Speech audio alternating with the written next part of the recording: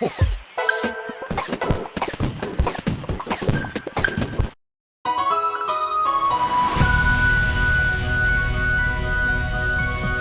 what's going on? Welcome to the shortest episode of an ongoing series where we basically take the camera anywhere we want. We try to find secrets and new discoveries to some of our favorite games. With that said, let's get going.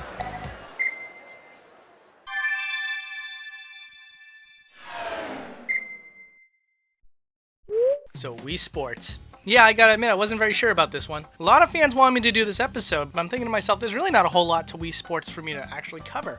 Honestly, sometimes I have a hard time padding out an episode that's 40 hours long, so for a game like Wii Sports, it's gonna be a little hard for me to find some stuff, but long or short, we still gotta get it out there for the world to see, right? So over in these corners, you can see that there's doorways for the players to get through and get into the court. And what's odd is that they abruptly end. But one consistent thing with Wii Sports is that nearly every single door and entrance has a little bit of an entry point that you can't see. If we take the camera through the door, you can actually see that there's a little bit of extra space. And typically in video games, when there's a door that opens, there's oftentimes this amount of space for the player to see to give the illusion that there's more inside. But what's really interesting about Wii Sports is that all these doors are forever closed. You never get to see them open. So having these extra spaces were pointless. And before we move on to the next sporting event, I really wanted to get a better look at these buildings. And right off the bat, you're going to notice that there's a lot of clean geometry with both sides. Like on this side, for example, the building itself has a nice oval shape to it that fits symmetrically with the pathways that lead away from the event.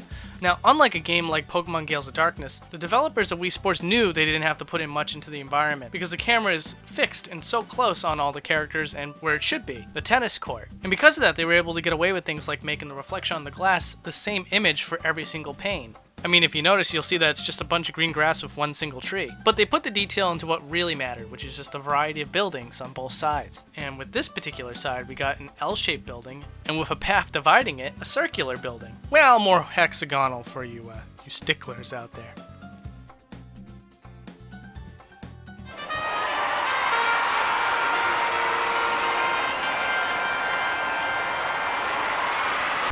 Play the ball!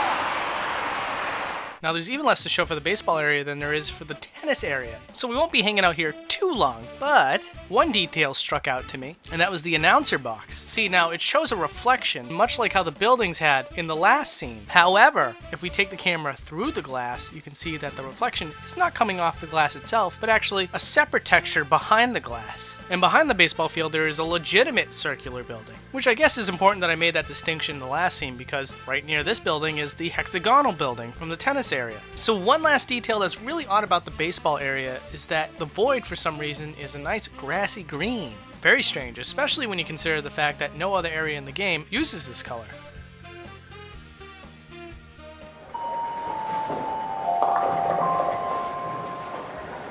So there's something you might notice immediately, and that is that some characters have bright pink faces. Kind of odd, right?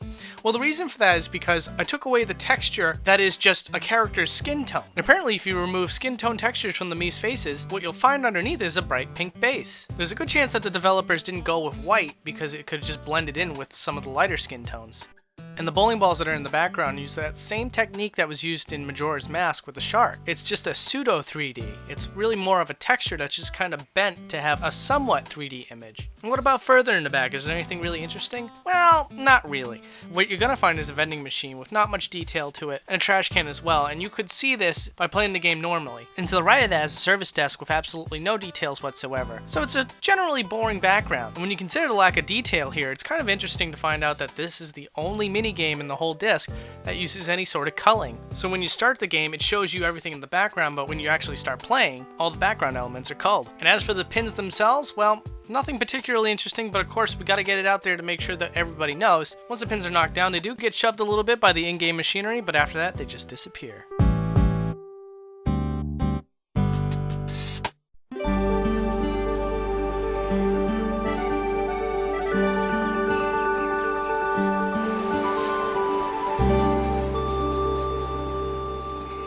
Sorry to admit, but this segment's going to be as boring as golf itself. Incredibly boring. I apologize to any golf fans out there. While there isn't much to the golf areas outside of what you've been able to see all this time, it's still interesting to see them at different angles. Like for example, I had a little fun here and I tried to match up the actual terrain in this area with the map on the lower right hand side. But come on, there's gotta be something interesting, something that we can at least talk about.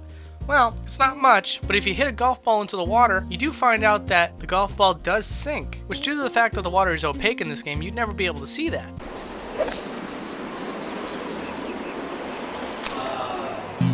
Now, before we go to the last event, I wanted to check out one area before that, and that is the training area for boxing. Because it's just got so much personality, man, and it would be a shame if we overlooked it. So littered all over the walls of this training area is newspaper clippings of your trainer. And you can tell that it's a younger version of himself because he has hair in these pictures, and you can also tell that he's a boxing legend, apparently. I'm very reminded of Doc Lewis from Punch-Out! And tucked away in the back is a series of lockers and a scale, and one thing that's really cool about the scale is that if you look really closely, it's a little blurry, but you can definitely tell that it's the Nintendo logo smack dab in the middle. You know, all these newspaper clippings are really interesting, but I think we're forgetting one thing, and that is sweet freedom. What are we gonna see if we take the camera outside of the building? Well, oddly enough, there's actually a fenced-in area that encases the entire building, because it's a high-security training facility, and then just beyond that, it's just greenery and trees. It's just really interesting because most games will give you just the illusion that there's something out there, whereas with this one particular area in this very small game as it is, they decided to actually make an outdoors.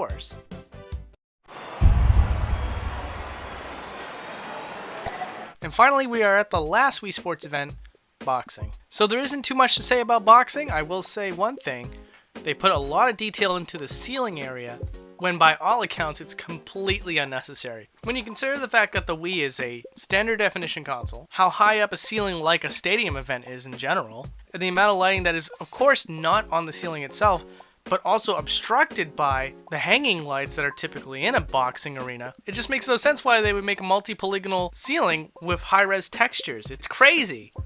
Well, let's finish off this episode with some new perspectives of the boxing ring. You know what's funny is that after doing all this editing on a boxing ring, it just reminds me more and more that I gotta get to the Punch-Out episode at some point. Okay, there's a lot to talk about this week. First off, the two games that are going to be in this week's poll are amazing and huge, at least for this channel. It's going to be Mortal Kombat 9 and BioShock. So you can choose down below which game you want to see next week, and the winner will be our next episode.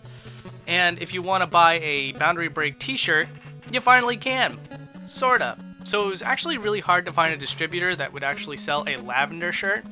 So what I ended up falling onto was a website that basically works like Kickstarter. If we meet the goal of, I think, 48 shirts, then all the people that bought into the shirt get the shirt. And if we don't, they don't make it. So it's kind of like it is a win-lose situation. But no one loses money out of this. So I'll provide a link to that down below as well. And some more Megaton news. This week, at Tuesday, 7 p.m. Eastern Standard Time, we're going to be doing a live stream of Mario Kart for Boundary Break. So all the tracks that you guys wanted to see and been asking me about, we're going to find out together what it looks like and what we can find. But the reason why I'm doing this as a live stream is because I don't think there's going to be much to it. But if you want to see for yourself, come hang out and we'll have a good time. And lastly, if you're new to the channel, check out my playlist. I don't really like to tell people to subscribe to me. I think you can figure that out for yourself. But if you want to see more videos of what I've done in the past, check out my playlist and see if there's any other games that you'd be interested in. Alright guys, I'm going to take off. Pat's going to be with me next week for sure. Count on it. So, thanks so much guys. Take care.